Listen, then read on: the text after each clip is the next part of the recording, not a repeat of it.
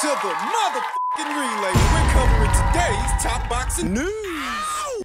Okay, we'll start with this.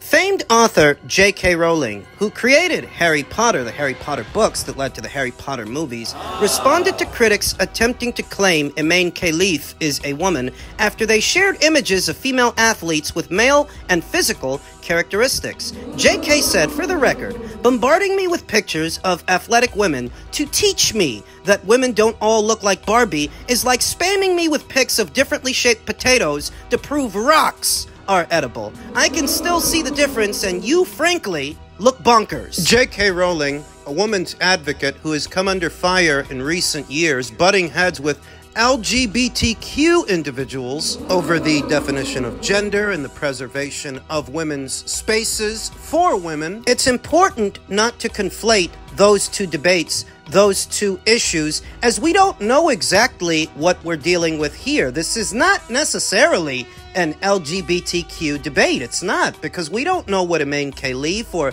Lin Yu-Ting's sexual orientation is. We don't know that. And it's all the things that people don't know that is sparking the controversy at these Olympic Games. That we don't know for sure that Emaine Caliph and Lin Yu-Ting qualify to compete in a women's category because a lot of people don't think they're women. Biological women in the biological sense that would thereby qualify them to compete in a women's category in the Olympic Games in what is such a violent sport. There's a lot of discussion around this. And memes online demanding that the two fighters be cheek swabbed by the IOC to prove they have XX chromosomes and not XY chromosomes. Sorry to tell you guys, that's not gonna happen. No, it would seem to me that the IOC is being deliberately vague, and the time and the place to conduct such a test would have been months ago before the games started. The IOC have no intention now that the games are underway and the fighters are guaranteed to medal of cheek swabbing them. Sure like to cheek swab J.K. Rowling. Cheek swab J.K. Rowling for what? Cheek swab her ass cheeks. I mean, if anyone is expecting the IOC to do this now, I'm sorry to tell you, it's not going to happen. It would be too little and too late at this point. What's done is done. The area of focus is that there are those out there who are trying to pressure J.K. Rowling and many others who stand against these Olympic Games and these two fighters at the center of the controversy being able to compete in them. There are those out there who are trying to convince me and you that there's nothing to see here and there's nothing wrong with this. Gaslighting. Just like J.K. Rowling said, for the record, bombarding me with pictures of athletic women to teach me that women don't all look alike. It's gaslighting. Because I don't think other Olympians, like Kelly Harrington, for example, or Estelle Mosley, I don't think these fighters raised the eyebrows that either Emaine Caliph or Lin Yu-Ting raised. I mean, you're trying to pretend that these two fighters at the center of this controversy don't appear quite masculine to people when they so obviously do. And even if there are some biological women out there who have one or two masculine traits, how many of them were banned from competition last year for having XY chromosomes? Because that's what the IBA is saying. If what you're saying is that not all women are built like Barbies, yeah, we know, but how many of those women were suspended for having male biology, male chromosomes? How many, Doogie Howser? Dr. Oz, Funk Dr. Spock. Ow! Because that's what's at the center of the controversy, too. That the IBA is claiming they already tested these athletes, and what it showed is they don't qualify to compete in this category. Now, what I've seen people say is that you can't trust the IBA. This is just their way of defaming the IOC for stripping them of recognition. Is that so? Then why was the IBA sent a cease and desist letter from both Lin Yu-Ting and Emaine Caliph from further discussing their findings, the test results? Why would both fighters lawyer up? And why would they do that if the IBA is lying? If you want to prove the IBA is lying, you can simply do a cheek swab. Yeah, but we've already been all through that. The IOC is not going to do a cheek swab at this point. What, so they're just going to let everybody guess what's going on here? That's the gist of it, because letting everybody guess to the IOC may be better than letting everybody know these two fighters ain't got XX chromosomes. They've got XY chromosomes. And on that basis, they shouldn't have been allowed to compete. Should have never been allowed to get this far. That in trying to keep a lid on the truth, and the facts of the matter, you're letting everybody know even more about what's going on with what you're not saying, what you're not confirming. Some have made the argument that that is to spare the fighters embarrassment. Why should the fighters be embarrassed? If they have the right biology to compete in this category, there's nothing to be embarrassed about. And confirming it is no more embarrassing than letting people think you're a biological male competing against biological females. Hell, telling the truth would be the lesser of two evils, and if people still want to give you a hard time after that, that makes them the bad guys, not you. But as long as you hide this, as long as you try to disguise it, you're wrong, and you know you're wrong. When has omitting information ever been the earmark of someone who's virtuous and upright and truthful? When? You're hiding it because you have that to hide. And what you want is for people to look the other way by gaslighting them into thinking that there's nothing wrong and there's nothing to see here. Well, J.K. Rowling thinks there's something to see here. A public figure with a lot to lose that wouldn't speak out against this so lightly if it didn't involve the intrusion of women's spaces. They were created for a reason. In sport, spaces that were created for biological women to compete against other biological women, because if they compete against the biological male will have too many advantages over them. Physical advantages. And I would hate to think what this does to the morale of little girls out there who aspire to compete in the amateurs and maybe fight in the Olympics, that now they may come up against the biological male, and there are no distinctions between them, biological males and biological females. All the IOC is doing is blurring the line, blurring it on purpose. A lot of people noticed. Famed author J.K. Rowling among them. Sí, pero yo como le digo. No, tienes que decirle. Aquí. Pero no merece pelear contigo. Sí, no merece. Después de no, esa aparte pelea, yo no estoy pidiendo esa pelea. Al final claro de que no. La quiero para mi hijo, por favor. Sí, no, aquí yo creo que Crawford needs to fight Teofimo first, and then we'll see, right? At the end of the day, like I said before, I'm not asking for that fight. They want to make that fight because it's a payday, obviously. But I don't want that fight. I think Teofimo deserves more than me. So I caught wind of this nauseating video where once again the Lopezes are crashing Canelo Alvarez's party to try to garner attention to themselves, because if they were doing anything, they were doing that. Teofimo Lopez Sr., in so many words, begged Canelo Alvarez to help them keep promoting this idea, promoting the fight between Terence Crawford and Teofimo Lopez, as they claim they want to fight him. The stipulation that if Terence Crawford wants to fight Canelo Alvarez, he's got to go through Teofimo first. By now we all know that Turki Al-Sheikh has since lost interest in making a Crawford versus Canelo fight. He doesn't want to do it now. He wants to make other fights for Terence. There's a back and forth between Canelo and Turki that we'll talk about in another video, but the gist of it is, Crawford versus Canelo doesn't look to be happening. Thus, Canelo Alvarez himself stipulating that if what Terence wants is a fight with him, he's got to fight Teofimo first. That doesn't mean anything at this point. That's just for clicks. That's just to give the journos something to write about, something for the boxing fans to talk about. And I have no doubts that's what the Lopezes really want. In the absence of a major fight or something exciting happening, the way they're going to keep their names out there is to keep riding Terence Crawford's coattails, or Canelo's. Kissing his ass. Teofimo Lopez was asked if he's happy how he's being promoted by Toprank, to which Teofimo responded, "No comment, man. No comment.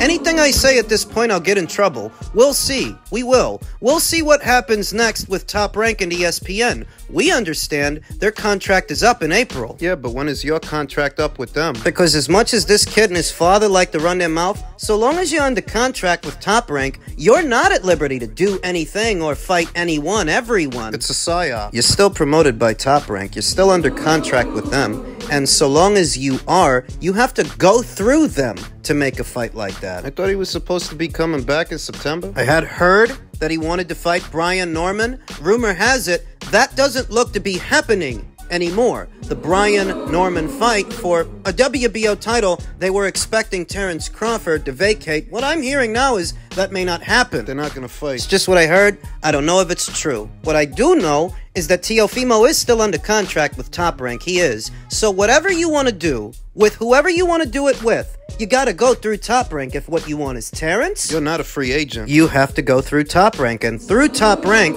you can get Turkey on the phone, maybe he can throw some money at it, get the rules of engagement, the terms and conditions, and all of that sorted out, so you can go up there and get your fucking ass kicked. Oh, you think they're serious now? No, I don't.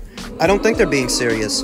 What I think they're doing is pretending they want a Terrence Crawford fight so that if somebody tries to make it, they're gonna hide behind weight stipulations. They're gonna hide behind the weight. They know, like everybody else knows, like everybody else knew, as of last year, that Terrence was done at 147. He's done as a welterweight. And what I suspect is they're gonna hide behind that. Weight stipulations. Terrence Crawford, as we all know, became a 4-division champion this past Saturday. He's got the WBA junior middleweight title. He's done at 147. Lopez knows that. He knew that when he attended this press conference. If what you have in your head is you're gonna try to bring Terrence Crawford down to 147 to meet you, what's your bargaining power? What are your bargaining chips? What is your leverage in the situation? Because he's got his excellency. He's got Turkey al-Sheikh behind him. What do you have behind you? Top Rank. You don't even like Top Rank. You don't get along with them. You don't really get along with anybody. Eddie Hearn at Matchroom or Bob Arum at Top Rank. Still gotta go through them. It wouldn't be a bad idea to cut him loose.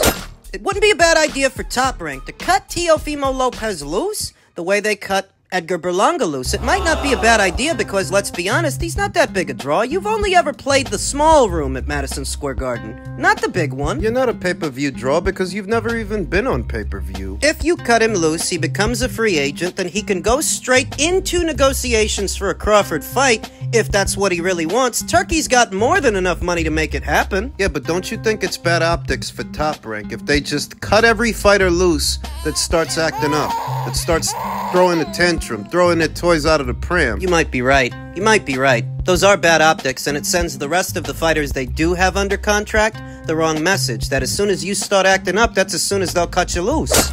Without an ROI on the investment that the promoters make, because the stories that the fighters never tell is what gets their careers off the ground, and what gets them known from household to household is the money the promoters invest in those fighters. So if you just go cutting loose fighters without getting an ROI, That ain't smart business. so what they can do is make the Crawford fight. Try and make the Crawford fight perhaps the final fight of Teofimo's existing deal, because I do get the sense his next fight will be the final fight of his existing deal. So make that fight the Crawford fight. Give this loudmouth kid and his alcoholic dad what they want. But I thought you said you don't really think they want the fight. I don't. But if Top Rank goes ahead and tries to make it, that puts Lopez on the spot, and that exposes Lopez, because in all likelihood what he's going to try to do is hide behind the weight stipulations. Okay. And if that's what he tries to do, that exposes that he doesn't really want it, since he has no bargaining chips, no bargaining power to dictate to Terrence Crawford at what weight they should fight. You're not Canelo. You're not even Gervonta Davis. You don't have that kind of leverage over Terrence Crawford. Right now, he's got more money behind him than you have behind you. And you don't have the kind of leverage to where you can dictate to him where a fight between yous is supposed to happen. You don't. You fight him at 154, or you don't fight him. It is that simple. You can fight him at 154 for his newly obtained 154-pound WBA title, or you don't get the fight. Fighting you is not a part of his bottom line. If you want him to make such a deviation, you have to make yourself available, not the other way around. You have to make a sacrifice, not the other way around. He's got Turkey al-Sheikh behind him, who's willing to make any number of fights that are more feasible than what you're suggesting. So if what you're suggesting is you want to fight Terrence, you gotta move up. It's 2 weight classes, though. Well, I mean, Bam Rodriguez moved up 2 weight classes for Carlos Cuadras. Canelo Alvarez moved up 2 weight classes from 160 up to 175 for Sergey Kovalev. They did it. You do it because you ain't got no leverage to bring him down. You ain't got anything that he wants or he needs, especially now that the big money is behind him. He's guaranteed a bag whenever he fights now. A big one. But what are you gonna make rolling a dice at 147? What are you gonna make at 147 rolling a dice with guys like Brian Norman? Surely not the same kind of money that Terrence is gonna be making. You know that. Top Rank isn't about to break the bank making fights for you, so if you lose time on the shelf collecting dust and ring rust... Isn't that what happened with the George Cambodia fight? You thought that right out of the pandemic, before the live gates were back, Top Rank is supposed to break the bank, give you big money for what wasn't a big fight. A simple fight with George Cambodia. And that drug out for over a year. You lost a lot of time on that, but it seems you haven't learned your lesson. You lost that fight. Went on to lose your mind, blaming Eddie Hearn and blaming Matchroom that they all set you up when we all saw the fight. You lost. You lost fair and square. No conspiracy. Do I think that this bozo has the confidence to go into a Terrence Crawford fight, that he's serious, after looking the way that he looked with Steve Claggett and looking the way that he looked with Jermaine Ortiz? Do I think he means business? Hell no. I think he's clout chasing when he goes to Canelo Alvarez's press conference for Canelo Alvarez's fight, trying to get involved with what Canelo is doing and what Terrence is doing. I think it's all an elaborate scheme to siphon energy off of them and what they're doing. I don't actually think he wants to fight Terrence. But he keeps saying that he does, so put him on the spot. Make the fight. 154, WBA title. No catch weight, no rehydration clauses. You don't have the leverage over Terrence Crawford to dictate the weight of a fight to him. You don't. You're not as accomplished as he is. 4-division champion to a 2-division champion. A 2-time undisputed champion to a never-been undisputed champion. Are you kidding me? Ever. You were never undisputed. At 135, you didn't win Devin's belt from him. And you only ever won one belt from one guy at 140. That was Josh Taylor. He wasn't undisputed when you fought him. There's no amount of fanboy chatter online that's going to get Lopez the least amount of leverage over Terrence Crawford, because the big money is behind Terrence Crawford right now. What do you expect to believe you really want to fight Terrence, though? You fought a club fighter in your last fight. A club fighter who's been knocked out before, just not by you. You fought a club fighter before in Steve Claggett, and he stayed in front of you all night. You couldn't put him down, you couldn't put him out. But I'm supposed to believe you've got the confidence to take on Terrence now? Damn club fighter from Canada puffed up both of your eyes, left you bloody. Gave you all you could handle. That was at 140. If you believe that Teofimo Lopez is serious about fighting Terrence, that just goes to show a sucker's born every day, because you guys will believe anything these guys say. Everything. But this is what he says he wants, so my recommendation is that Top Rank work to give him what he wants. This idiot wants to fight Terrence, make the fight. Get Turkey on the phone. Make the fight. Because Teofimo Lopez ain't nothing but a tune-up fight to Terrence Crawford. That ain't nothing but a keep busy fight. He can pound on you and pounce on you while he keeps busy. Make the fight. I'm not against it. I would love nothing more than to see Terrence Crawford share the ring with this idiot in the next 6 months. Who wins? Terrence Crawford, by way of knockout. If Teofimo doesn't end up backing out. And I think he would. I think if they really tried to make this, he'd find a way out of it, because he ain't serious. It's a clown.